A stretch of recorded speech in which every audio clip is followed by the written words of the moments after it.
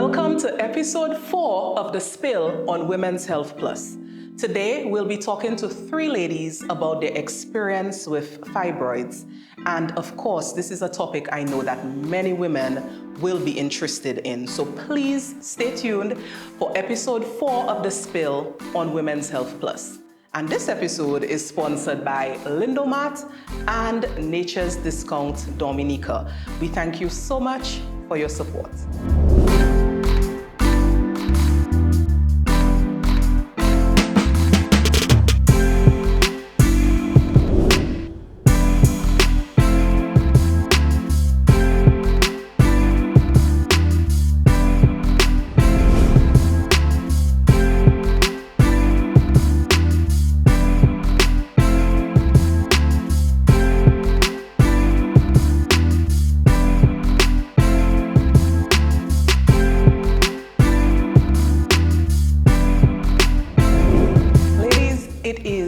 Such a great pleasure for me that you all have joined me on this spill to talk about something that affects so many women and that seems to be getting very little recognition.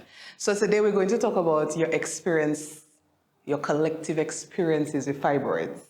And I'm sure what you will share will maybe resonate with a lot of women. So I am anxious to hear about your experiences with fibroids. I want you all to start off by telling me, how did you first find out that you had fibroids?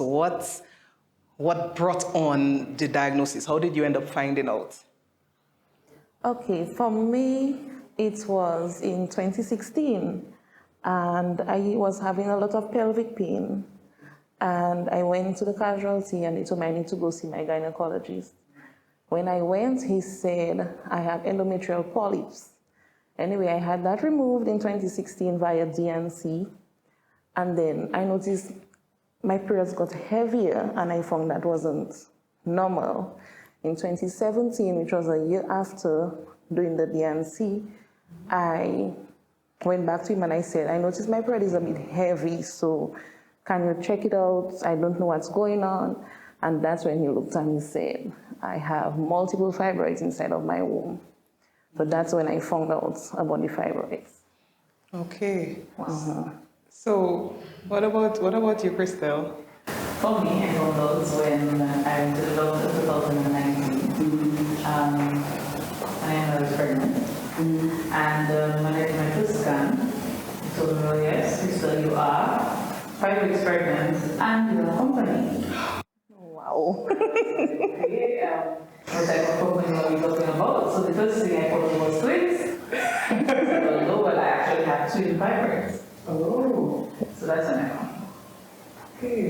Well, for me, I had pelvic pain as well. And he was sharp enough that I couldn't go to work, so I had to go to my gynecologist. And in my case, I had to go to 2 gynecologists to finally get an answer, long story short. In the first instance, I believe I was told that I needed to come back to do a scan, an intravaginal scan.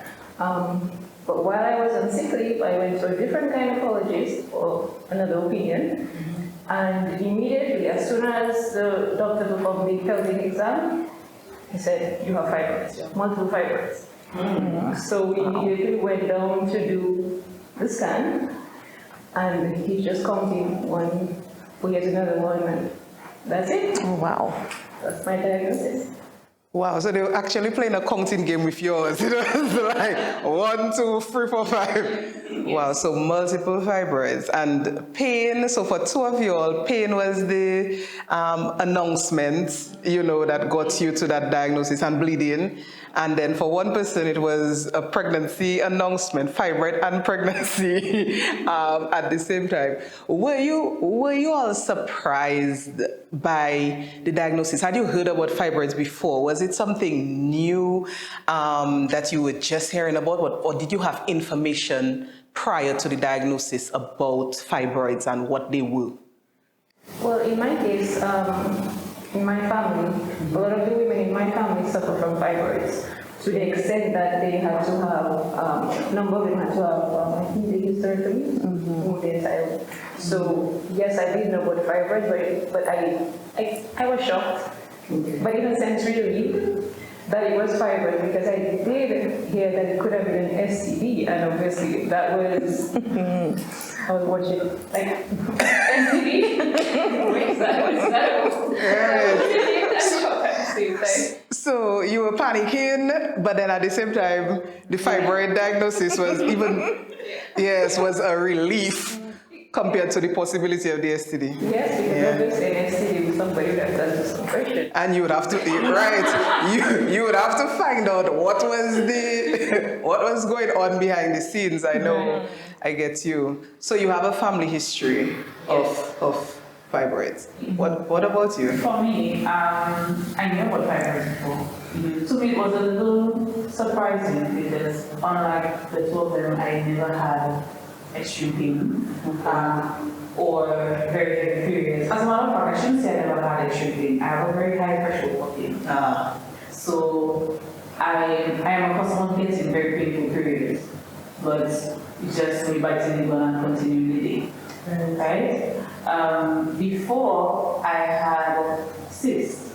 So when I had in 2017, I had a miscarriage. And so after that, checking up on everything, I was told I had 12 on one side, 6 on the other side. Right? Those are the cysts. Right. Okay. A little while after, doing the scan, etc., I was told that, they had disappeared, etc. Okay. Now, so between this time and 2019, two fibroids came about. They were never there before. So where did they come from? Right. And that's so interesting because people might wonder, can fibroids just appear? Like, do you need to have fibroids from the get-go, or is it something that can just appear? And for you, you are proof that the fibroids can just grow, literally just grow out of nowhere. So you could check 1 year, and the next year you could have a totally different outcome of a scan. Yeah. So Fenella, what about you? Did you know about fibroids before? I've heard about it before my diagnosis, but you don't have the thing, you don't pay attention to it, that kind of thing. Right. And then in 2017, my auntie had a hysterectomy as well, because hers was so bad, it gave an infection and they just had to take out everything. Okay. So at that point, I became familiarized with it. But as to go and do research to know about it, no, I had not done that before. Right.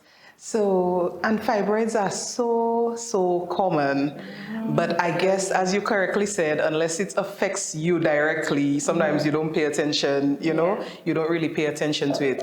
I really want to find out from you guys, from you ladies, how has having fibroids affected your life? What about your quality of life? I know you all spoke about pain. Well, Fenella and Sharian spoke about pain. But what about, just tell me about life with fibroids. How does it impact your life? What you can do, what you cannot do? Does it impact it at all?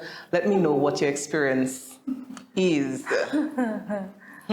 Laugh. People are laughing. So let me just, I think it is my more mild. Okay. So for me, is not being able to wear a bandage dress. Okay. Because you always carry a little book. A little book, you have to.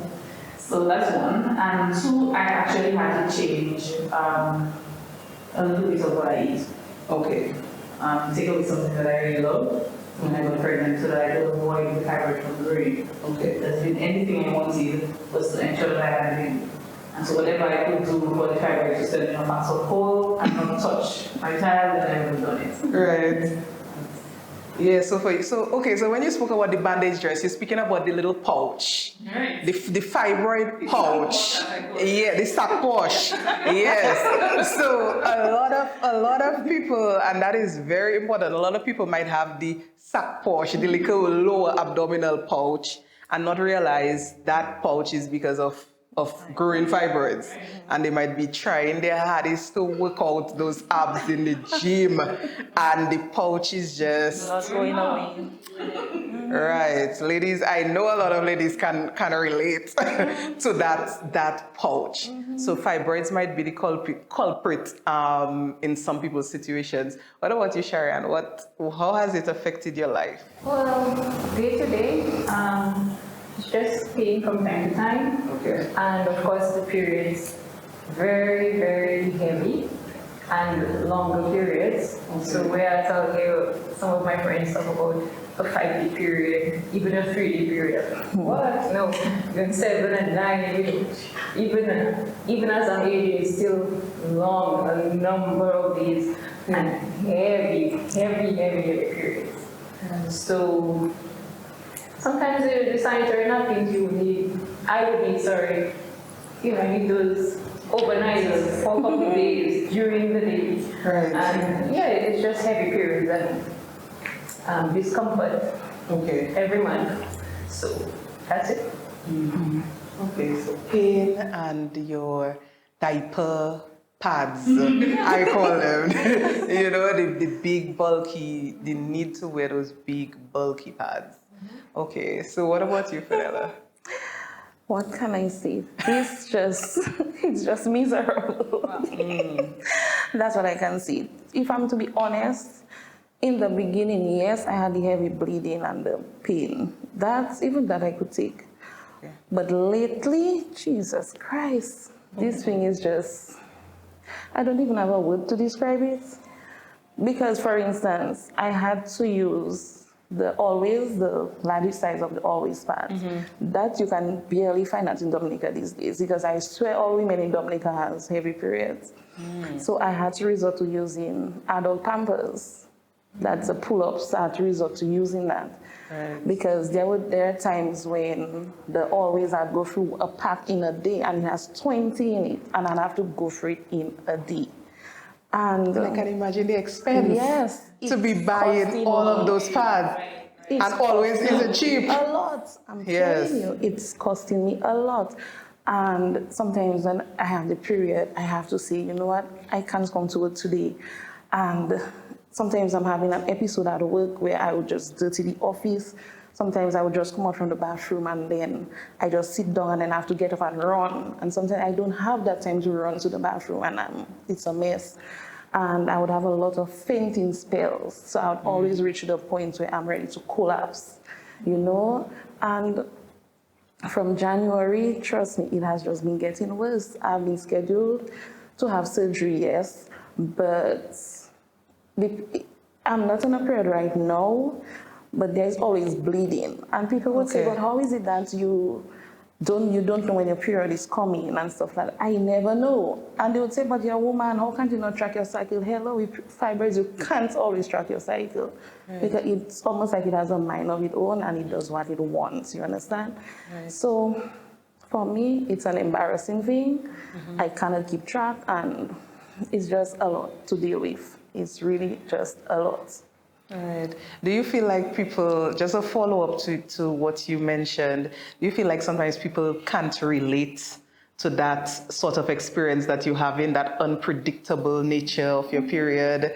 And do you find that among women, that inability to relate, or men? Trust me, I find it among women. And I don't blame them because, like I said before, if you have never experienced something, you don't know what the person is going through, unless if you are at the time when I'm going through it. So, for instance, I had an episode at work last week, and my boss and my coworker is there. I had just come from the bathroom, and I'm not on a period. And I just came and sat down. And as I was getting up, like within 2 minutes, I had just changed. And I was soaked, and all the floor, all inside of my shoes, everything was just a mess. And I had to go home to take a bath and all of that stuff. And I'm not on a period, and they're looking at me like, okay, and they don't know what to tell me. So I get that a lot from women. They will not understand, but if they're wrong at the time you're having an episode, then, they can be kind of sympathetic towards you or that kind of thing. Right. And that's why it's so important for us to have these kind of conversations, because women need to understand what other women are going through and, be able to be compassionate, empathetic, and, show some kind of concern too. Because a lot of times, if we don't really understand somebody's medical condition or we don't know about it because we don't have it, we kind of try to brush it off like, that again. Even the thing about missing work. Yeah. Like, I've heard people say like, oh, she don't like to come to work. She always trying to escape work, but they don't really understand sometimes what is the cause. And Fenella, you mentioned something about surgery. Now, that is a big topic of conversation for women with fibroids. Doctors sometimes recommend that the fibroids be surgically removed, or they have a myomectomy to remove the fibroids. So for everybody, what has been the recommendation of your doctor in terms of removing the fibroids, and how do you feel about having fibroids removed? What is your personal thoughts about removing fibroids? Well, for me, because of the location and size of my fibroids, that has not come up as yet. Okay. That discussion with my doctor and myself has not come up as yet because they are not growing. Since 2017 I was first diagnosed, they have not grown significantly to warrant surgery or removal. Okay. So we are not yet at that stage. Okay, so no recommendation yet to have them removed. Crystal, what about you? For me, I had a C-section because my cervix never got to the dropping point where it needed to be so that I could have my son. And I remember asking them if when I was having C-section, if they couldn't just do one thing. Taking my fibroids so At the same time. And I remember my doctor laughing and told me, no, if she did that, I would die. Basically, it's like two major surgeries that the body would not be able to recover. Okay. And I would be to death, basically. Okay. For me, my fibroids are like the size of a 3-month baby inside. So not 3 months, like a 3 month outside. So like if you were like, let's just say 13 weeks, 14 weeks pregnant or not, that's the size of my fibroids on the inside. Now, that's big, right? And they were saying if it continues to grow, if it stays that way in any case, I would have to consider surgery. So it's a considering stage now. As to whether or not I want a second cut, we'll talk about that afterwards. I really wish my son intervention, some Holy Spirit, just take them away one morning and get up and I go over there. I'm pretty good. Right, so for you, it's still a consideration, but that's a big thyroid. Two. Oh, yes. And they're the same size? Or one is... One bigger than the other. The other one is like, okay, let's just say one is 10 weeks and the other one is like 14 weeks. Let's just say. Wow. So you literally are carrying around twins. Oh, wow. That is something else. What about you? And the surgery. Let's talk about that surgery.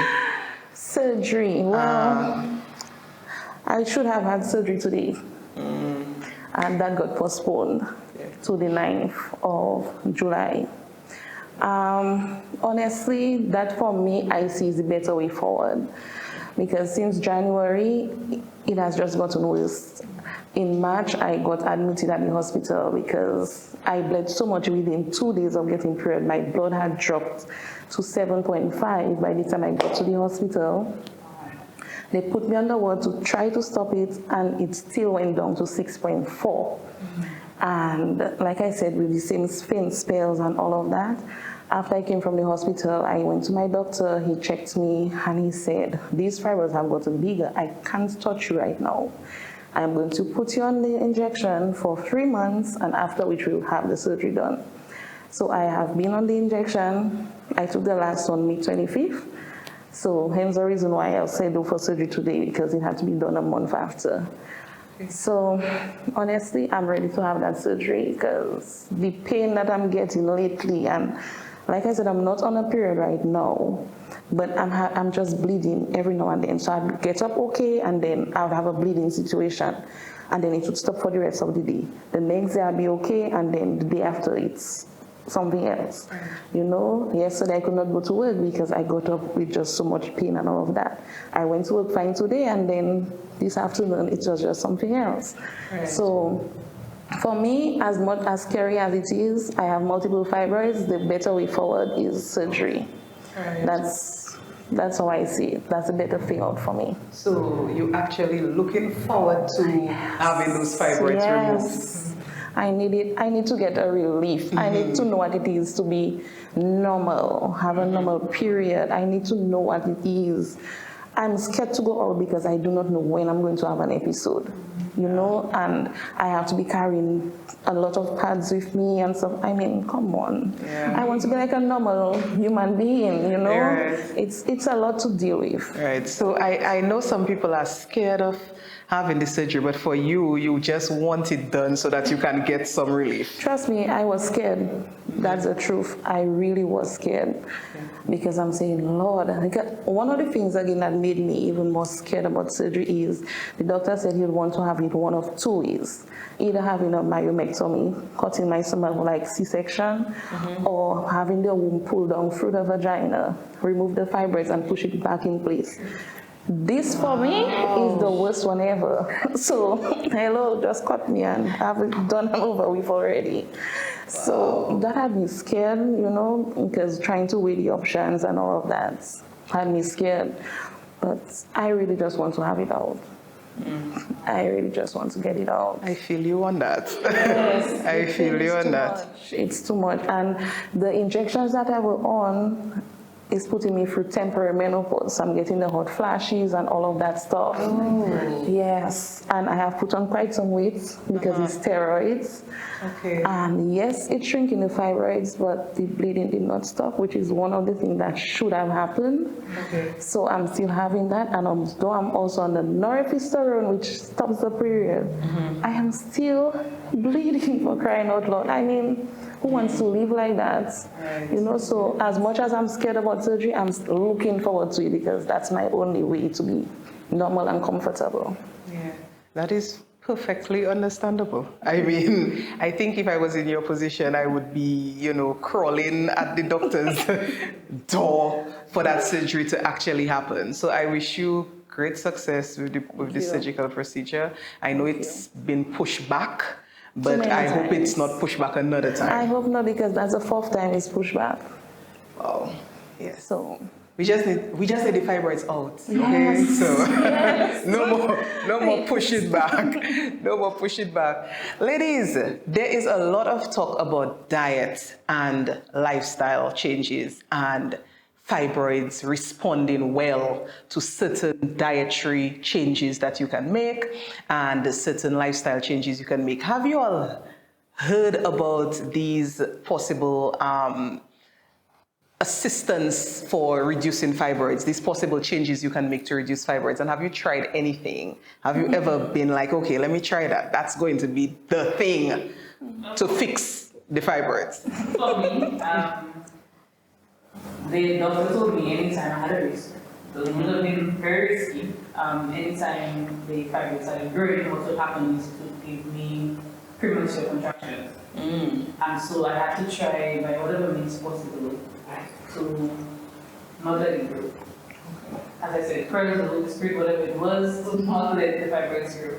And I remember this one person told me fibroids thrive on beef. Okay. Right? Now I love burgers. I love tacos. I love wraps. I love stew beef. So that's really into my core. Okay. Yes. And so I had to say no beef. And then yeah, that means corned beef. That means no beef at all. Red meat is the thing. Right? Yes. Right. And so because the conditions inside the womb were already conducive to growth, because the fibroids grow the same thing the child has to grow, that's exactly what the fibroid needs to do. So I told myself, okay, Krista, so no beef. So I was on a no beef and prayers diet. Wow. And No to beef say and prayers. that the fibroids actually haven't grown a centimeter. Okay. And so that allowed my son to thrive and be okay. And I also carried him for 9 months without any premature contractions. Although they were on his mouth and soft clothes, so once on top of him, they go in. So he was cradled in the Yeah, but he fibroids. kept on, he had them on control, believe me. He picked them up nice and I think you have a fighter. He was like, fibroids, that's my space. Yes. very active. Just let me have my space. As a matter of fact, one of them actually moved aside. The doctor took like, he used to make a joke or something and tell me, and he took it as his football. And he used to get almost, so he said actually moved away from the feet area. Okay. Wow. Christelle has a fighter and a future footballer. So we'll be looking out for him. We'll be looking out for him on the football field for sure. Anybody who else tried anything? So no red meat, no, and that is really a good recommendation. Yeah, the red meat is known to, be a accelerator for fibroid growth. Anybody tried anything else? Well, I've heard many things about raspberry. Okay. But one of the things I always say is this very same way prescription drugs work for some and it don't work for others, the very same thing applies to natural stuff.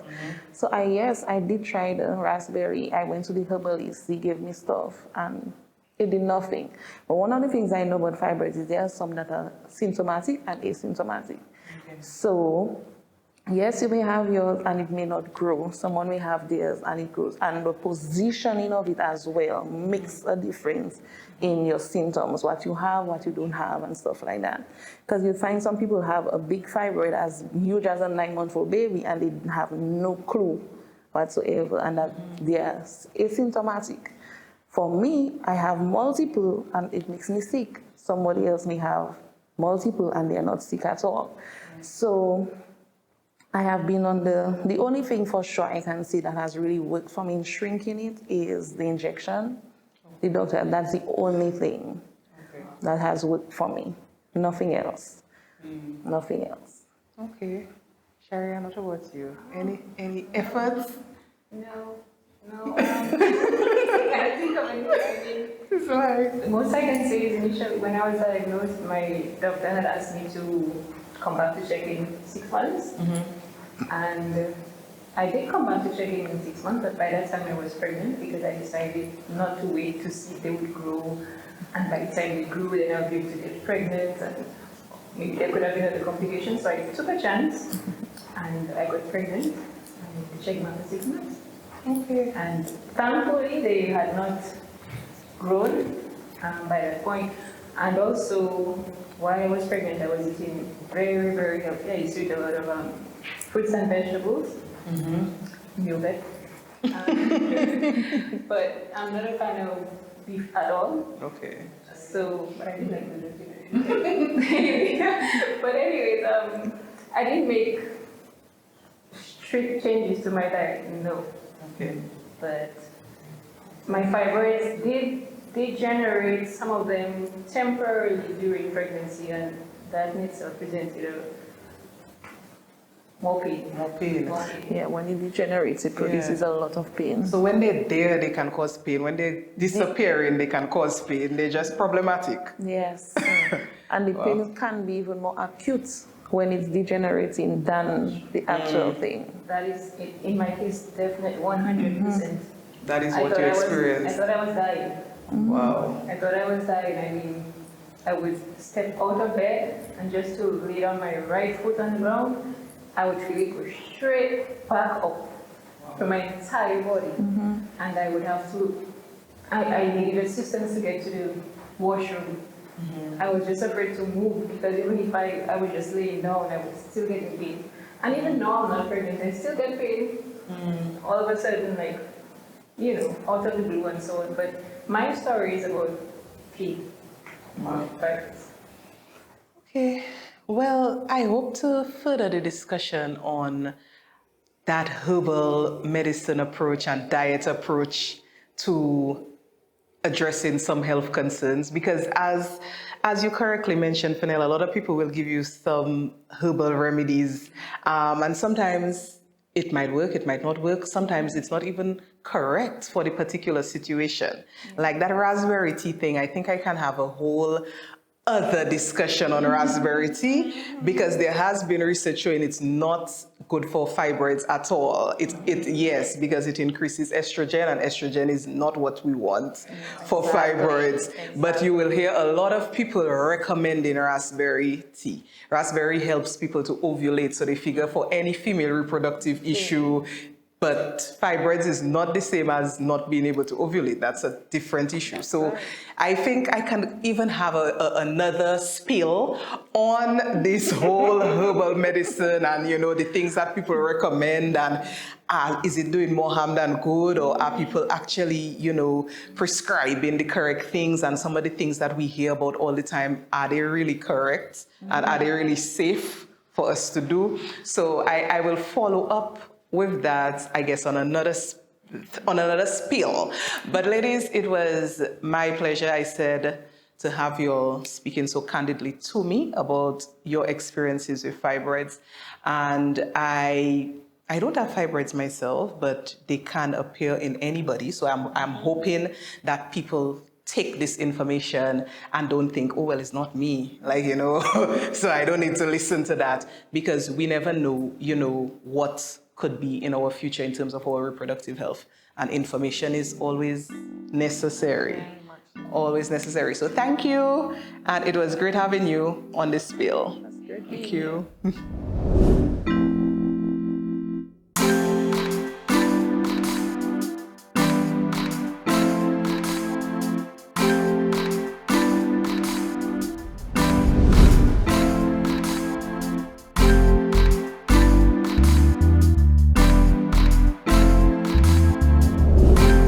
Thank you so much for watching this episode of The Spill.